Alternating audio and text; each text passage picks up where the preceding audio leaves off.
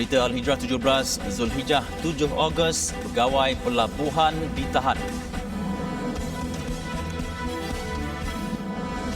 Juga Masjid Perlis ditutup, kluster Siva Gangga mengganas.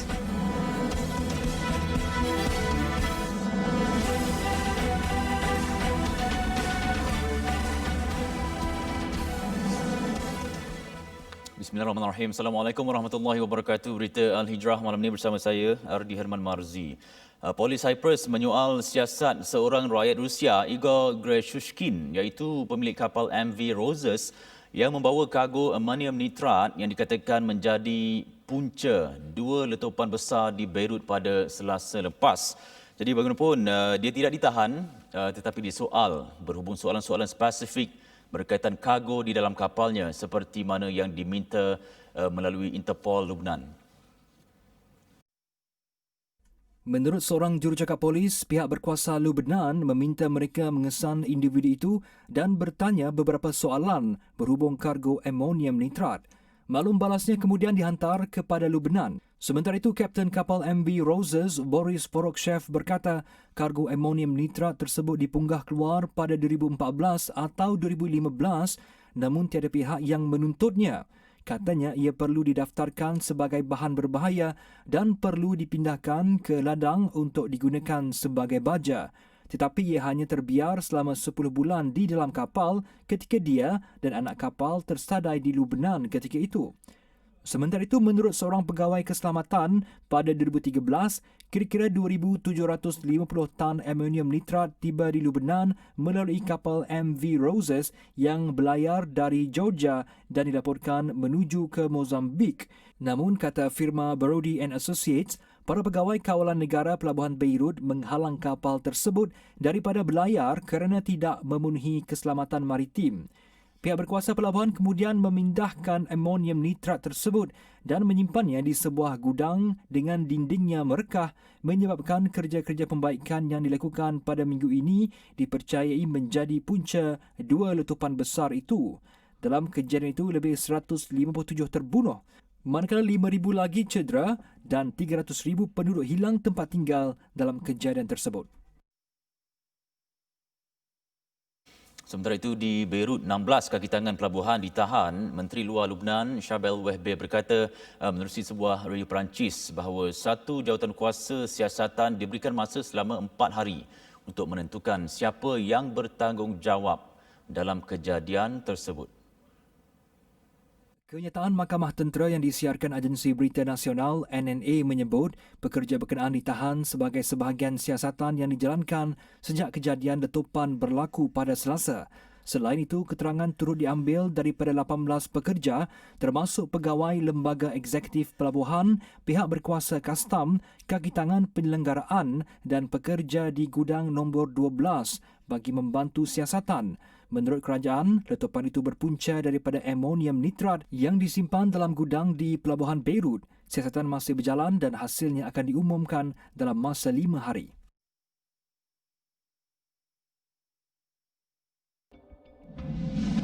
Amonia nitrat ialah subatan kimia berbentuk kristal, tiada bau dan bertindak sebagai ejen pengoksidaan.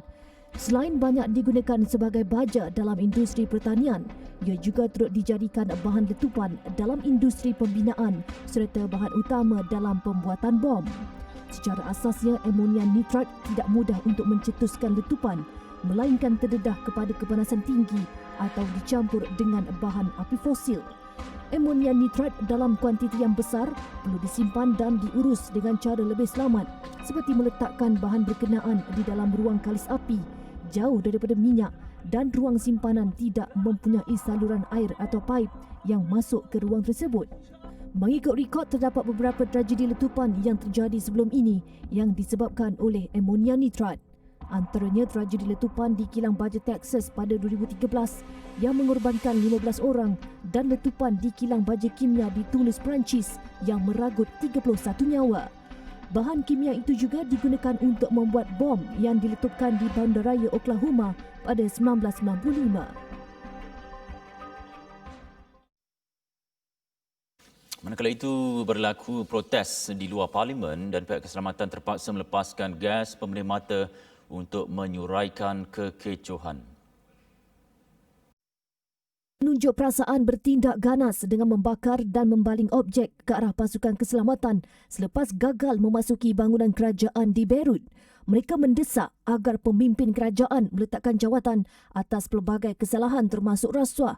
Ketegangan itu ditambah dengan kejadian letupan kuat yang memusnahkan keseluruhan pelabuhan di Beirut pada Selasa lalu sekaligus mengorbankan lebih 150 orang.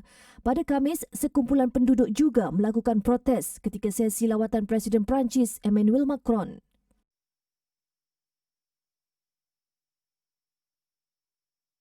Pasukan Pengaman Batalion Malaysia 850 Sengkang 7 atau Malbat 850 Sengkang 7 di Lubnan bersiap sedia memberi bantuan kemanusiaan dan bencana HADR sekiranya komitmen itu diperlukan. Pasukan Interim Pertubuhan Bangsa-Bangsa Bersatu atau UNIFIL. Komandannya Kolonel Khairul Anwar Soik berkata tim perubatan siap siaga menolong mangsa yang terjejas. Perkembangan terkini di Lubnan, semua anggota Malbat 850-7 berada dalam keadaan selamat dan di penggalan dan meneruskan aktiviti operasi sebagaimana pengarahan daripada UNIFIL dan juga berdasarkan kepada mandat 1701 yang ditetapkan oleh pihak United Nations. Okey, keadaan lokasi tempat kejadian tu lebih kurang 94 km. So kami hanya monitor perkembangan di sana. Berapa semua pengarahan pergerakan adalah di bawah tanggungjawab ataupun pengarahan daripada markas UNIFIL melalui sektor West Headquarters. Okey, berdasarkan kepada pengarahan markas UNIFIL, kita berada dalam mod standby. Kita telah prepare untuk bantuan tim perubatan kita yang mana kita telah sediakan 2 kali field medical team yang sedia diaturkan pada bila-bila masa.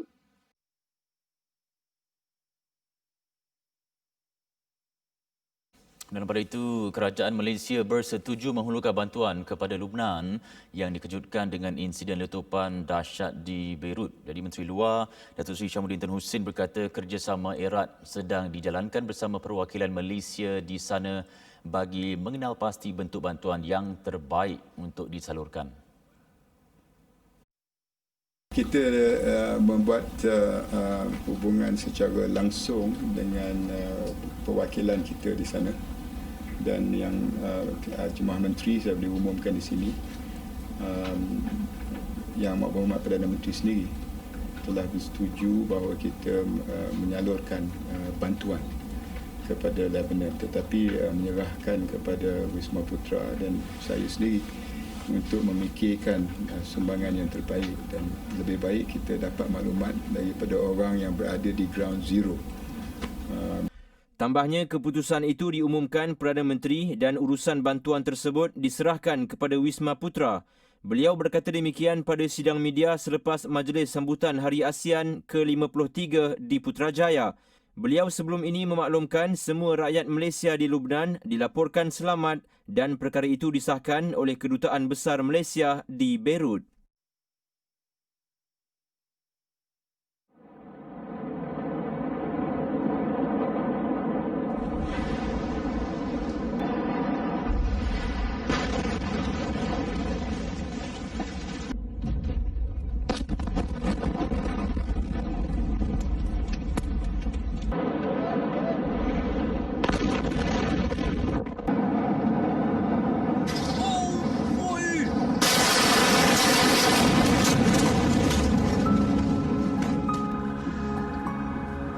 Inna lillahi wa inna ilaihi raji'un. Allahumma ajurni fi musibati wa akhlif li khairan minha. Sesungguhnya kami adalah kepunyaan Allah dan kepada Allah jugalah kami kembali. Ya Allah, berikanlah pahala atas musibah yang menimpaku dan gantikanlah kepadaku dengan yang lebih baik.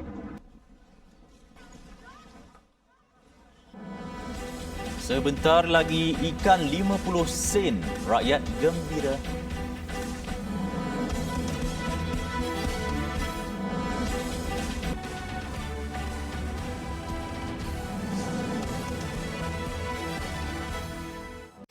Masih bersama berita Al-Hijrah, bekas Menteri Kewangan Lim Guan Eng mengaku tidak bersalah atas pertuduhan meminta suapan bagi membantu sebuah syarikat dilantik untuk melaksanakan projek pembinaan jalan-jalan utama dan terowong di Pulau Pinang. Mengikut pertuduhan, Guan Eng, 60 tahun, semasa menjawat jawatan sebagai Ketua Menteri Pulau Pinang didakwa secara rasuah meminta bagi dirinya suapan iaitu balasan 10% daripada keuntungan yang akan diperolehi daripada Datuk Zarul Ahmad Muhammad Zulkifli. Ia sebagai upah bagi membantu syarikat milik Zarul dilantik untuk melaksanakan projek pembinaan jalan-jalan utama dan terowong di Pulau Pinang. Setiausaha Agung DAP itu dituduh melakukan kesalahan berkenaan berhampiran Mid Valley City di Kuala Lumpur pada Mac 2011. Jika sabit kesalahan, penjara maksimum 20 tahun dan denda tidak kurang daripada 5 kali ganda daripada nilai suapan atau RM10,000 mengikut mana-mana yang lebih tinggi. Tertuduh perlu membayar ikat jamin RM1,000,000 dengan 2 orang penjamin. Kes akan disebut semula 9 September. Guan Eng juga akan didakwa di Mahkamah Pulau Pinang Isnin ini bagi kes sama dan keesokan harinya bagi kes berlainan. Susulan penularan wabak COVID-19 berkaitan kluster Siva Gangga, Majlis Agama Islam dan Adat Istiadat Melayu Perlis atau MAIPS mengarahkan semua 12 masjid dalam Dewan Undangan Negeri Dun Sanglang dan kawasan berdekatan ditutup bermula hari ini sehingga ke satu tempoh yang akan dimaklumkan kelak. Raja Muda Perlis Tuanku Said Faizuddin Putra Jamrul Lail bertitah penutupan masjid itu dilakukan berikutan berulangnya penularan. Solat Jumaat hari ini diganti dengan solat Zuhur di rumah masing-masing. Individu yang berada dalam kawasan terlibat juga dilarang keluar dari kariah masing-masing untuk melakukan solat atau mengimarahkan masjid di kariah lain. 7 masjid yang ditutup di Dun Sanglang ialah Masjid Ar-Rahman, Kampung Simpang Sanglang, Masjid Al-Maghfirah, Sungai Korok, Masjid Darussalam, Kampung Padang Keria, Masjid Al-Ma'mur, Kampung Bongor Kudung, Masjid Al-Furqan, Kampung Bunga Emas, Masjid Asy-Syakur, Kampung Permatang Bongor dan Masjid Datuk Jaafar Hassan, Kampung Sungai Pandan. Turut ditutup ialah 3 masjid dalam Dun Simpang 4 iaitu Masjid Putra, Simpang 4, Masjid Al-Ilmi, Sungai Berembang dan Masjid Amir Fawaz, Kampung Sungai. Sementara itu dalam Dun Guar Sanji, 2 buah masjid yang tersenara ialah Masjid Nurul Yakin, Kampung Cantik Bangun dan Masjid Nurul Muttaqin, Kampung Cik Ok. Itu di Perlis. Di Selangor pula semua operasi surau termasuk solat fardu Jumaat, solat fardu 5 waktu berjamaah dan aktiviti pengimarahan di Surau Al-Jannah Seksyen 23 Shah Alam diarah tutup serta-merta. Turut diarah tutup adalah kelas Al-Quran dan Fardu Ain atau Kafa yang beroperasi di surau tersebut. Menurut Pengarah Jabatan Agama Islam Selangor JAIS Muhammad Shah Zihan Ahmad, langkah itu diambil susulan salah seorang jemaah surau itu dikesan mempunyai kontak rapat dengan pesakit COVID-19 berkaitan kluster Siva Gangga. Hanya 3 petugas jawatankuasa dibenarkan untuk memimpin solat fardu di surau berkenaan. Proses sanitasi dijalankan serta-merta di kawasan surau dan sekolah kafa. Seorang penternak lembu berputih mata apabila 7 lembunya dicuri di Taman Murni Perdana di Paka lebih perit apabila ini kali ketiga lembu milik Muhammad Sukari Awang, 56 tahun, dicuri sejak awal 2020 yang membabitkan kerugian lebih RM30,000. Menurut Muhammad Sukari, kehilangan 5 lembu betina dan 2 jantan berumur 1 tahun setengah hingga 3 tahun itu disedarinya pada jam 6.45 pagi Khamis. Kali terakhir lembu itu dilihat pada jam 10.45 malam Rabu sebelum pulang ke rumahnya kira-kira 500 meter dari kandang dan kini hanya 4 ekor anak lembu sahaja yang tinggal. Jadi minta mereka yang melakukan perbuatan tersebut agak dapat memulangkan binatang curi yang binatang ternakannya telah diambil Kerana ini usaha titik beluh kami sejak 2-3 tahun. Untuk membesarkan lembu ni memang cukup sukarlah. Bagi peternak-peternak lain pun diharap dapat berhati-hatilah. Keadaan yang berlaku ni memang depan kandang berada depan rumah pun mereka boleh mengambil kesempatan untuk mencuri lembu. Dia percaya aktiviti itu dilakukan berkumpulan melibatkan banyak kenderaan berdasarkan kesan tayar dan aksesori kereta dipercayai milik suspek yang tercicir berdekatan kandang. Sukari berharap orang ramai yang melihat lembu bertanda tali putih di leher dan telinga berlubang dijual murah agar berjaga-jaga kerana dikhawatiri itu haiwannya yang dicuri. Ketua Polis Daerah Dungun, Superintenden Baharudin Abdullah ketika dihubungi telah mengesahkan menerima laporan tersebut. Kes disiasat di bawah Seksyen 379 Kanun Keseksaan. Pertubuhan Kasih Nilofa mengagihkan 200 bungkusan daging lembu korban kepada kaki tangan TV Al-Hijrah hari ini. Dan ia sebahagian daripada 202 ekor lembu yang dikorbankan menerusi program Korban Kasih Nilofa Aidiladha dan diagihkan kepada mereka yang memerlukan di seluruh negara. Timbalan Pengerusi 2 Pertubuhan Kasih Nilofa, Tina Nur Muhammad berkata, beberapa siri pengagihan daging korban sudah dijalankan sejak 31 Julai lalu di beberapa negeri antaranya di Kelantan, Terengganu, Pahang, Johor, Selangor, Kedah, Perlis, Sabah dan Sarawak. Ia akan memasuki agihan terakhir esok di 3 zon di negeri Perak. Tambah beliau, pertubuhan itu bekerjasama dengan pelbagai pihak yang berpengalaman dalam mengurus serta melaksana ibadah korban bagi memastikan agihan tersebut sampai kepada golongan sasar. Bila kita buat keputusan untuk jalankan ibadah korban pada tahun ini adalah pilot project untuk Pertubuhan Kasih Nilofa.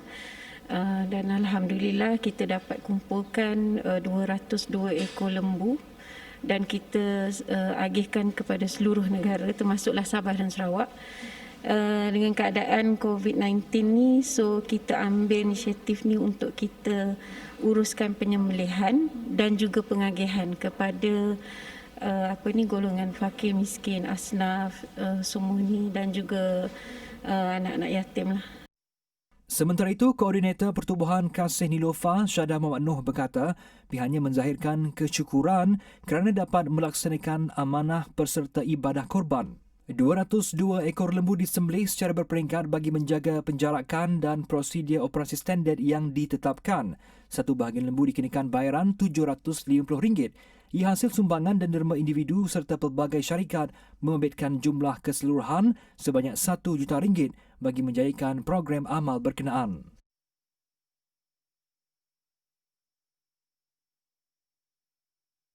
Prihatin terhadap kos sara hidup yang semakin meningkat dan ramai yang kehilangan kerja akibat pandemik COVID-19. Seorang peniaga di Jenjarum menjual ikan pelaling, ikan sardin dan kembung serendah 50 sen dan ia diharap memberi kelegaan terutama mereka yang tinggal di Bandar Sarjana Putra di Selangor. Jadi ikuti laporan wartawan Nurayuni Johari yang meninjau pasar berkenaan.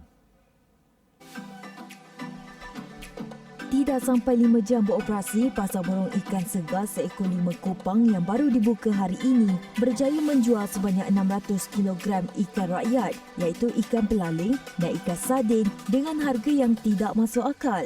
Menurut pengusahanya Azri Ahmad, pembukaan pasar itu bertujuan membantu golongan miskin bandar, terutama mereka yang mengalami masalah kos sara hidup yang tinggi dan kehilangan kerja akibat pandemik COVID-19. Kita nak semua golongan boleh makan ikan dengan harga berpatutan. Dia boleh buat bisnes juga. Sebab sekarang ni banyak yang tak bekerja. So boleh bantu juga golongan-golongan yang macam orang yang tak bekerja ni buat bisnes daripada rumah. Sebab banyak sekarang ni orang jual barang basah ikan ni dari platform Facebook, Instagram. So siapa yang nak buat bisnes, nak dapatkan harga yang murah dan modal pun tak besar, boleh datang ambil dekat kita.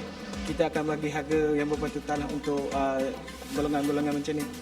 Jelas Azri lagi, selain dari membantu mereka yang terkesan akibat ekonomi semasa, pihaknya turut membantu golongan peruncit dan pemborong agar mereka dapat membeli barangan basah secara pukal dengan tawaran yang berpatutan berbanding pasaran biasa.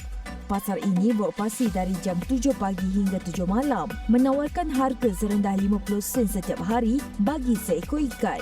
Malah turut menjual 20 jenis ikan laut dan sungai yang segar pada harga berpatutan. Harga ikan yang 50 sen kita jual ini memang bukan sehari. Maksudnya hari-hari kita akan jual. Kita bukannya semua jenis ikan 50 sen. Maksudnya ikan rakyat macam ikan kembung, mambung, belaling, sardin, boleh ikan orang jaket. So sekarang ni kita akan buat variety lah. Maksudnya hari ni kita buat promosi untuk mambung dengan sardin. Esok kita tukar pula. Dalam pada itu, Azri turut memaklumkan setiap hari pihaknya akan mengambil stok minima 2 tan ikan segar terus dari perai dari Kedah, Perak dan Kuala Selangor dengan perbelanjaan sendiri tanpa melalui pihak ketiga. Sementara itu, pengunjung yang ditemui rata-ratanya gembira kerana dapat menjimatkan perbelanjaan keluarga mereka. Saya fikir konsep sharing faedah harga yang murah ni baguslah. And in fact, patutnya banyak kedai follow lah, dan patut diperluaskan, especially melibatkan ikan rakyat kan, dan ikan belaling, ikan merah kan, ikan merah kecil tu. Banyak boleh menjimat ni. Bayangkan biasa harga RM9, RM10 sekilo. Hari ni dengan harga 50 sen untuk 2 ekor ikan pelalin dan ikan sardin. Banyak membantu. Ini pun saya datang kali kedua pagi ni. Pagi tadi saya dah datang pukul 7 and then kali kedua saya tengok dah separuh dah habis. Seekor 2 ekor pun dalam dekat RM5 lah sekarang ikan kan. Ini dia bagi harga 50 sen seekor tu, kena separuh harga lah. Sebab kalau kita beli pun 50 sen, anak ramai kan. Kalau setakat nak beli 10 ekor tu kalau nak ramai tak cukup kan. Ni kalau 10 ekor dah RM5, okey lah rasanya. Kita kalau boleh nak cari yang murah kan. Harga betul ikan ni kita selalu makan kan. Berapa ni cik? 50 sen. 50 sen. Murah dan menjimatkan. Hanya 5 kupang anda dapat membeli seekor ikan rakyat seperti sardin dan pelaling di pasar ini. Justru inisiatif yang dijalankan oleh pengusaha ini sedikit sebanyak dapat membantu meringankan kos perbelanjaan golongan yang tidak berkemampuan, terutama yang terkesan akibat pandemik COVID-19. Malah membuka peluang pada orang ramai untuk menjana pendapatan melalui medium ini. Laporan Nur Aini Jari untuk Berita Hijrah. Jom cik.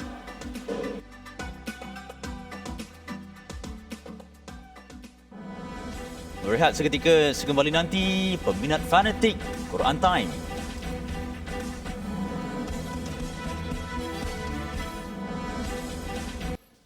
Kembali dalam berita Al-Hijrah, seorang warga emas yang juga peminat rancangan popular TV Al-Hijrah My #Quran Time mengakui tidak pernah ketinggalan menyaksikan program itu sejak kali pertama ia disiarkan. Mengakui program seumpama itu banyak memberi manfaat kepada beliau dan penonton. Siaran 3 slot dengan masa berbeza itu sentiasa dinantikan beliau untuk mempelajari teknik bacaan Al-Quran dengan betul. Karmon Kemat, 85 tahun dari kampung Tengah Renggam di Johor, menyifatkan rancangan My #Quran Time banyak membantu beliau mendalami ilmu agama, ia termasuk memahami lebih mendalam bacaan dan terjemahan kalamullah itu. Malah beliau juga mempunyai nota peribadinya sendiri sebagai rujukan. Saya mengikuti terus sehingga daripada mula sehingga hari ini. Alhamdulillah, banyak terima kasih. Fatihah-Fatihah itu pun saya dapat bacaan semula. Walau bagaimanapun, terima kasih ini kepada saya seru kepada semua sekali muslimin muslimat di Malaysia supaya sama-samalah kita mengikuti dan mengekalkan, mendorongi kerana ini adalah satu daripada dia untuk bekalan kita kembalinya kita besok kalimat akhirat. Sementara itu, menantu beliau Fazilah Abdullah memberitahu bahawa mertuanya sentiasa mengingatkan anak-anak beliau agar mengikuti rancangan penuh manfaat itu. Warga emas itu juga pernah meminta anaknya untuk membeli TV baru apabila TV yang dimiliki rosak gara-gara tidak mahu ketinggalan menyaksikan rancangan kegemaran beliau. Dia cakap, hantar Atuk pergi keluar beli TV. Nanti Atuk miss Quran Time hari ni, dia gitu kan. Betul, memang ada ulangan tapi tak seronok dia cakap gitu nak apa, live lah. Dia sentiasa mengikuti lah. Program My #Quran Time bersiaran selama sejam setiap hari bermula jam 12.30 hari dengan ulangan pada jam 5 petang, 10 malam dan 6 pagi pada Isnin hingga Jumaat dan 5 petang, 11 malam dan 6 pagi pada Sabtu dan Ahad. Setiap pengguna, khususnya wanita, perlu lebih berhati-hati dalam memilih produk kosmetik di pasaran kerana dikhawatiri mengandungi bahan yang terlarang. Ada juga yang menjanjikan kesan yang lebih cepat dan berkemungkinan ia mengandungi racun berjadual seperti hydroquinoin, merkuri dan tretinoin. Menghindari situasi itu, FR Kasih Marketing tampil dengan formulasi sendiri dengan menjadikan kunyit putih sebagai ramuan asas. Produk BT Kasih hadir dengan Kasih Skincare yang mana kami melakukan satu kajian bersama Universiti Utara Malaysia. Kasih Skincare antara produk pertama yang menggunakan teknologi kunyit putih dan kami adalah produk pertama yang menggunakan formula kami sendiri.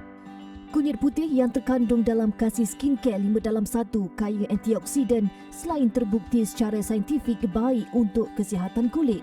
Produk yang dihasilkan melalui kerjasama penyelidikan dengan Unit Penyelidikan Keselamatan Makanan, Inovasi dan Penyelidikan Pembangunan FINDA Universiti Utara Malaysia UUM itu turut mengandungi herba semula jadi lain seperti ekstrak ros, sewista dan minyak zaitun. Ia bebas bahan terlarang selain melepasi ujian makmal Pusat Racun Negara. Jadi Kasih sedang cuba untuk menghasilkan semua produk yang berasaskan bahan natural ini dengan harapan bahawa dengan perkembangan industri kosmetik di Malaysia ini ia akan mendapat sambutan sebab customer kita semakin pandai, semakin cerdik dan dia boleh mencari maklumat tentang produk yang selamat. Jadi bila kita promotekan produk-produk yang natural ni, mereka sendiri akan rasa yakin dengan brand itu sendiri. Untuk pertanyaan lanjut, hubungi talian tertera atau layari Instagram dan Facebook Kasih HQ.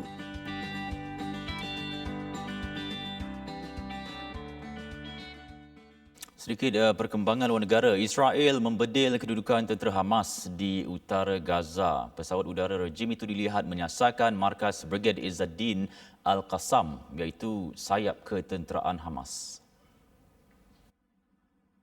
Bagaimanapun, setakat ini, Kementerian Kesihatan Palestin tidak melaporkan sebarang kemalangan jiwa. Sistem penyiaran Israel hanya menyebut tentera Israel menggempur sasaran ketenteraan di Gaza. Dalam pada itu, media tempatan Israel Haaretz mendakwa serangan tentera udara Israel itu menyasarkan kemudahan bawah tanah Gaza. Tentera Israel mendakwa ia sebagai tindak balas terhadap belon yang mengandungi bahan letupan yang diterbangkan dari kawasan berkenaan pada awal Khamis.